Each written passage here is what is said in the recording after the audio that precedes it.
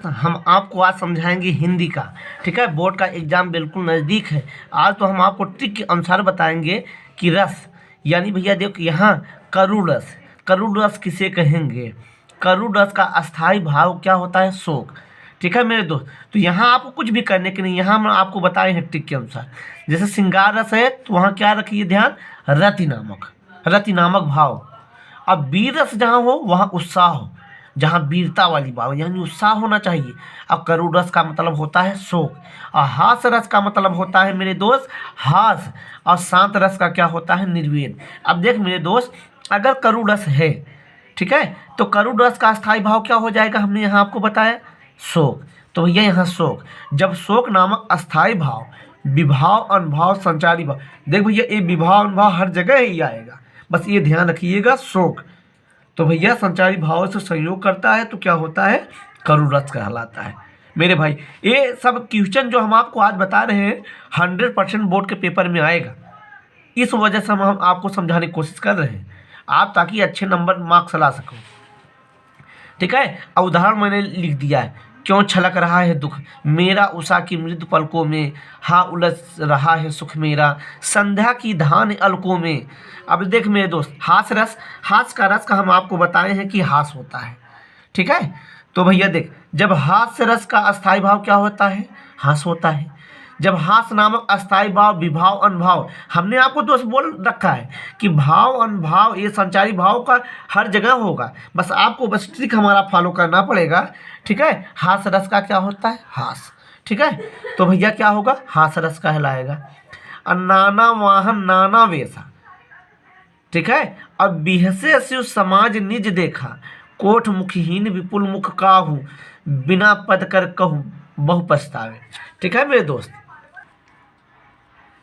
यही पहुंचा रहे। हेलो दोस्त, अब ये समझिए, हमने आपको एक ट्रिक बता दिया, इस अनुसार आप पूरा समझ जाइए, क्योंकि टाइम अब आपके पास बहुत ना के बराबर है। तो हम समझाएंगे अलंकार, छंद, सोठा, जो मेन इंपॉर्टेंट है। देख दोस्त, अब यहाँ पर हम आपको बताएंगे अलंकार में अनुप्रास अलंकार। अनुप्रास मतलब एक ही वर्ण की बार बार आवृत्ति होने पर अनुप्रास अलंकार होता है। उदाहरण क्या भैया? कानन कठिन भयंकर भारी घोर धाम हिमवार बेयारी।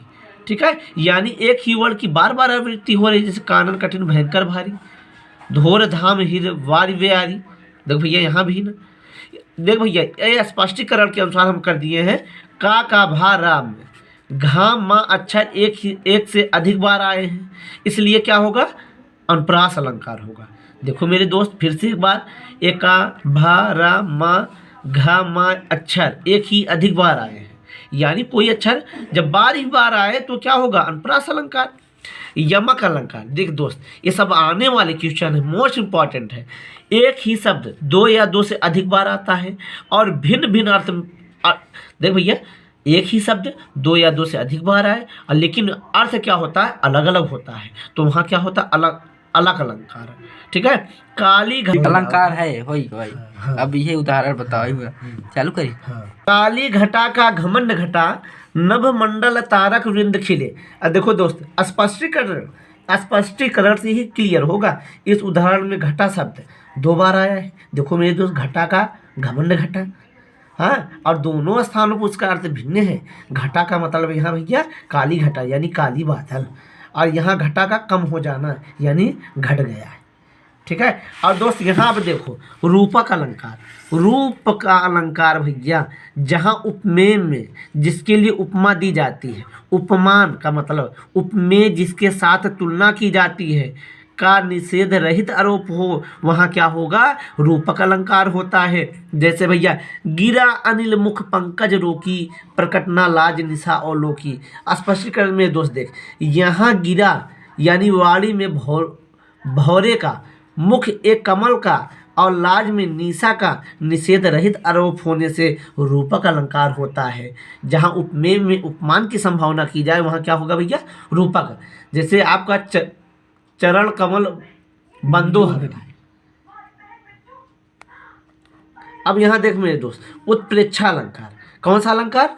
उत्प्रेक्षा उत्प्रेक्षा अलंकार, जहाँ उपमेय जिसके लिए उपमा दी जाती है, उपमेय का अर्थ मेरे दोस्त समझ, जिसके लिए उपमा दी जाती है, में उपमान उपमाय के उपमेय की जिसके साथ तुलना की जाती है। उपमान का अर्थ होता है उपमेय की जिसके साथ तुलना की जाती है, की संभावना की जाए, वहाँ क्या होगा, उत्प्रेक्षा, जिसको कहते हैं ना, इनकी उत्प्रेक्षा है। उदाहरण भैया, सोहत ओढ़ पीतु पटु श्याम सलौने गात, मानो नील मन शैल पर आतप परियो प्रभात। मतलब भैया सोहत ओढ़ पीतु पटु यानी श्याम भगवान, यानी भगवान श्री कृष्ण सांवले रंग के हैं और ये भैया पहने हुए हैं, धारण किए हैं, मानो जैसे लग रहे हैं कि नील मन पर, जैसे नील एक पर्वत होता है, पर्वत है उस पे भैया वो जैसे सूर्य नहीं उदित होते हैं ऐसे मानो चमक रहे हैं। स्पष्टीकरण क्या है भैया, यहाँ श्री कृष्ण के श्याम गात में ये नील मन शैल तथा पीत पर प्रभात की आतप यानी धूप की संभावना करने से उत्प्रेक्षा अलंकार है। अब देख मेरे दोस्त, छंद ले भैया, ये आपका यहाँ भैया ये जितने क्वेश्चन हम बता रहे हैं बहुत ही आप बारीकी से इसे पढ़िएगा। अब यहाँ छंद है, छंद, अब छंद भैया देखो, दोहा, दोहा अर्ध सम्मात्रिक छंद क्या होता है, अर्ध सम्मात्रिक। इसमें 4 चरण होते हैं, इसके पहले और तीसरे, पहले और तीसरा विषम, भैया बढ़िया समझिए। दोहा अर्ध सम्मात्रिक छंद है, इसमें 4 चरण होते हैं, पहला और तीसरा क्या होगा, विषम होगा। अब भैया 13 मात्राएं और दूसरे तथा चौथे सम, चरणों में क्या होगा, सम वाले में 11, अब विषम में कितना होगा भैया, 13, ये ध्यान रखिएगा। अब देखो भैया, मेरी बौ बाधा हारो राधा नागर सोई, जा तन की झाई पड़े श्याम हरित दुति होय। ठीक है, तो भैया ये आपका हो गया। अब यहाँ पर सोरठा देखो मेरे दोस्त, सोरठा, ठीक है, सोरठा अर्ध सम्मात्रिक छंद है। सोरठा क्या है, अर्ध सम्मात्रिक है। अब दोहा भैया क्या था, अर्ध सम्मात्रिक छंद था।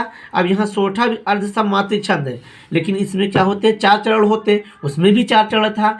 इसमें देख भैया, इसके पहले और तीसरे चरण में क्या होते, 11। देख जस्ट दोस्त देख मेरे भैया, एकदम जस्ट विपरीत है। उसमें पहले और तीसरे चरण में 13 था, यहाँ पर कितना है, 11। दूसरे और चौथे चरण में कितने हैं, 13 मात्राएं होती हैं। यह दोहे का बिल्कुल उल्टा होता है। राम स्वरूप तुम्हार बयान अगोचर बुद्धि पर, अभिगत अखत अपार नेति नेति नीति निगम कह। तो दोस्त ये आपको रोला सोठा जितना हम आपको बताए हैं, आप भैया एकदम बढ़िया से एकदम तैयार करके जाइएगा, आपका पूरा 100% आएगा मार्क्स। Most important question,